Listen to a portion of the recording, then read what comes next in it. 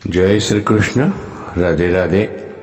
રાધે સત્સંગમાં સત્સંગનું રસપાન કરતા બધા જ આત્મીયજનો શ્રી વલ્લભની પ્રેરણાથી પ્રેરાઈને રાધે સત્સંગમાં આજે આપણે સત્સંગ સેવા સ્મરણ વિશે જોઈએ, જાણીએ કે ન કરીએ તો દિવસ કેવો કહેવાય.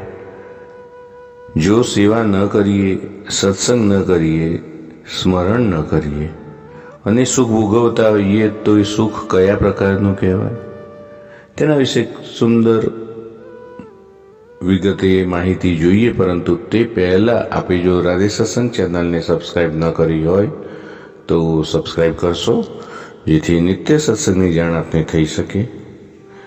આપના અન્ય સ્નેહીજનોને પણ તેનો લાભ મળે તે માટે વિડીયો લાઈક કરી શેર કરશો. પ્રિયજનો, આપણે જાણીએ છીએ કે આપણે સેવા, સત્સંગ, સ્મરણ દરરોજ કરવા જ જોઈએ.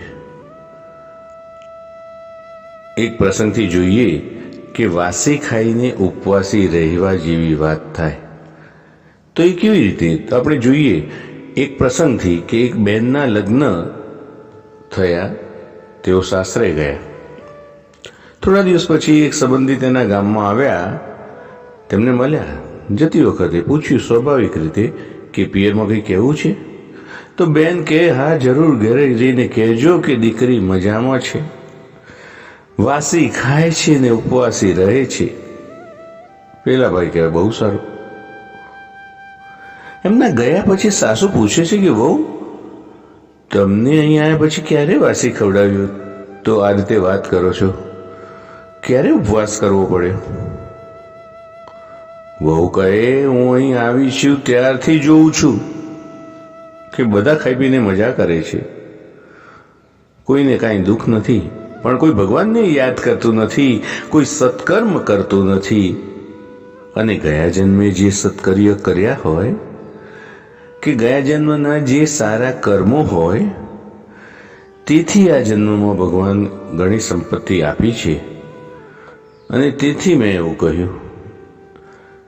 સાસુ કહે, બેટા એ સમજાવો ને કેવી રીતે?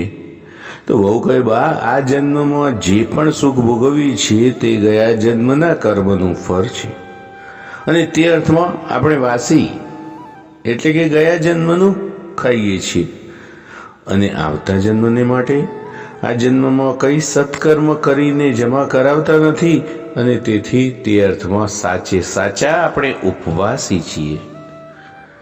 એટલે મેં કહ્યું કે વાસી ખાઈએ છીએ અને ઉપવાસી રહીએ છીએ. પ્રિય વૈષ્ણવજનો, આપણું પણ કંઈ તેવું તો નથી ને?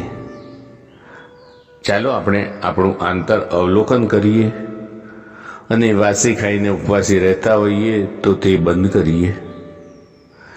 આપણે પ્રભુની નજીક જવાય તેવા થોડા ઘણા પણ પ્રયત્ન કરીએ અને આ માનવ જન્મને સફળ બનાવીએ. તો પ્રિયજનો, આ સાથે આજના સત્સંગને શ્રી વલ્લભના ચરણોમાં સમર્પિત કરી અત્રે વિરામ લઈએ. ફરી મળીશું રાધે સત્સંગમાં નવા સત્સંગ સાથે. જય શ્રી કૃષ્ણ. રાધે રાધે.